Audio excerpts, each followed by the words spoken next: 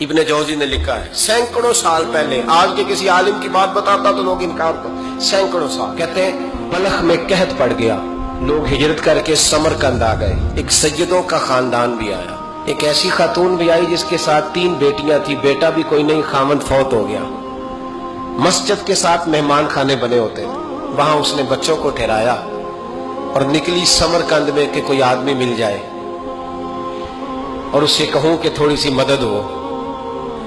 وہ چلتی چلتی ایک سیٹھ کے پاس، رئیس کے پاس پہنچی۔ جن لوگوں کے پاس دولت آتی ہے نا، وہ کئی دفعہ سخت جملے کہنے لگتے ہیں جو اللہ کو پسند نہیں آتے۔ وہ سیٹھ کے پاس گئی تو جا کے کہنے لگی میں غریب ہوں، پریشان ہوں، بلخ میں قحط ہے، سارا زمانہ جانتا ہے، تو میں اس لیے سمرقند آئی ہوں، بیٹیوں کا ساتھ ہے، نہ رہنے کو جگہ ہے، نہ کھانے کو روٹی ہے، نہ پہننے کو کپڑا ہے، مہربانی کر تھوڑی مدد کر۔ کہنے لگا ہو کون؟ تو اس سید زادی نے کان آگے کر کے، ہاں کسی پہ بھی حالات سخت آ سکتے ہیں، اللہ سے ڈرنا چاہیے، کان آگے کر کے نہ کہنے لگی میں سید زادی اور یہاں میرا اپنا کوئی نہیں، مہربانی کر۔ تو وہ سیٹھ صاحب، چودھری صاحب کہنے لگے مجھے کیسے پتا چلے گا تو سید ہے؟ تو سید زادی نے اپنا پلو کھولا اور اپنے آنسو دونوں آنکھوں سے صاف کیے تو کہنے لگی اللہ تیرا بھلا کرے، میں ثابت نہیں کر سکتی کہ میں حضور کا خاندان، میرے پاس کوئی دلیل نہیں، میں نہیں بتا سکتی، چل ٹھیک ہے، چلی گئی۔ کسی نے بتایا کہ یہاں ایک یہودی بھی رہتا ہے، وہ بڑا سخی ہے، یا آتش پرست ہے، یا پارسی ہے کافر غیر، سخی بڑا ہے۔ اس کے پاس گئی، بیٹھی رہی، لوگ بیٹھے تھے، جب چلے گئے تو قریب گئی، کہنے لگی مجبور ہوں، پریشان ہوں، غریب نہیں ہوں۔ کہنے لگا بی بی تجھے کبھی دیکھا نہیں، سمرقند کی اتنی آبادی نہیں، میں سارے شہر، تو کون ہے؟ تو کہنے لگی تعارف نہ ہی پوچھے تو اچھا ہے۔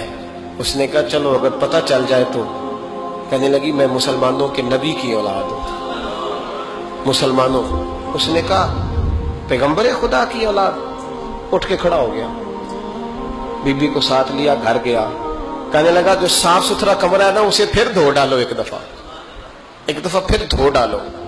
کمرہ دھلایا، صاف کرایا، پھر کہنے لگا بی بی میرے برتن زیادہ صاف ستھرے نہیں، میں نئے نہ خرید کے لا دوں۔ پھر نئے برتن لایا، پھر اپنے بچوں سے کہنے لگا اونچا نہ بھولنا کہ سیدہ فاطمہ کی شہزادیاں آئی، یہاں کوئی شخص اونچی بات نہ کرے۔ پھر کہنے لگا بی بی جو میرا بالکل طیب اور حلال رزق ہے نا، یہ اس میں سے لنگر ہے، لیکن چونکہ میں غیر مسلم ہوں، مجھے سلیقے نہیں آتے، جیسا تیسا بھی ہو نا اسے قبول کر لینا۔ خاتون کو کہنے لگا یہ گھر ہے، جب تک جی چاہے یہاں رہنا، اور دیکھنا ہو سکے تو رات اپنے نبی سے سفارش کرنا، میرا بھی کوئی مسئلہ، میری بھی کوئی قبولیت کہیں ہو جائے۔ وہ مسلمان کہلانے والا رات کو سویا، کہتے جنت سجی ہوئی ہے، لوگ جنت میں جا رہے ہیں، لائنیں لگی ہوئی ہیں، نبی پاک لوگوں کو جنت میں بھیج رہے ہیں، میں بھی دوڑ کے لائن میں لگ گیا، فرشتے نے میرا بازو پکڑا، کا پیچھے ہٹ، تو میں دوڑ کے حضور کی بارگاہ میں گیا، میں حضور سارے جنت میں جا رہے ہیں، یہ مجھے نہیں جانے دیتا۔ نبی پاک نے فرمایا تو کون ہے؟ کہ یا رسول اللہ میں مسلمان ہوں۔ کہتے حضور مجھ سے فرمانے لگے کوئی دلیل ہے تیرے پاس؟ دلیل ہے کوئی تیرے پاس؟ تو میں چپ کر گیا، فرمایا میری بیٹی تیرے دروازے پر آ ہی گئی تھی تو دلیلیں پوچھنے لگ گیا تھا؟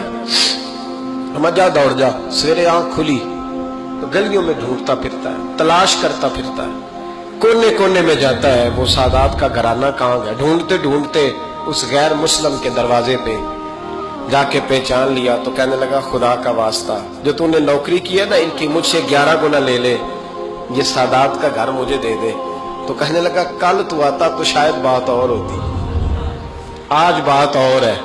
اس نے کہا مہربانی کر، کہا نہیں کل تو آتا تو معاملہ اور تھا، آج معاملہ آج اور ہے، رنگ بدل گیا ہے، حالات تبدیل ہو گئے ہیں، اب تو دیکھ داکھ کے آیا، جا دوڑ جا۔